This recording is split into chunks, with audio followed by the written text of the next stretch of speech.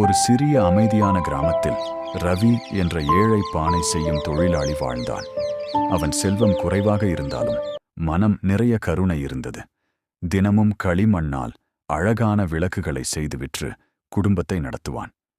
அவனுக்கு துணையாக வயதான தாயும் 8 வயது மகள் மீராவும் இருந்தார்கள். ஒரு மழை நாள் இரவு கதவை தட்டிய ஒரு துறவி அவன் வீட்டில் தங்க இடம் கேட்டார். ரவி எதுவும் யோசிக்காமல் அவரை வரவேற்று உணவும் ஓய்வும் கொடுத்தான். துறவி அவனுடைய விளக்குகளை பார்த்து, நாளை விடியற்காலையில் ஒரு விளக்கை கோயில் மலைமேல் ஏற்றிவை, உன் வாழ்க்கை மாறும் என்றார். ரவி நம்பிக்கையுடன் மலையேறி விளக்கை ஏற்றினான்.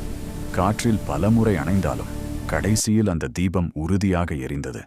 அன்றைய கோயில் திருவிழாவில் அந்த விளக்கே பிரதானமாக வைத்தார்கள். அனைவரும் அதை பாராட்டினர். ஒரு வியாபாரி ரவியிடம் 100கணக்கான விளக்குகளை ஆர்டர் செய்தார். அன்றிலிருந்து ரவியின் வாழ்க்கை மாறியது.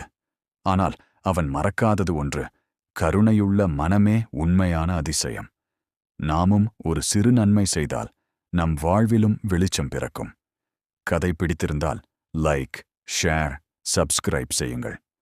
ஓம் நம சிவாய் என்று கமெண்டில் டைப் செய்யுங்கள்.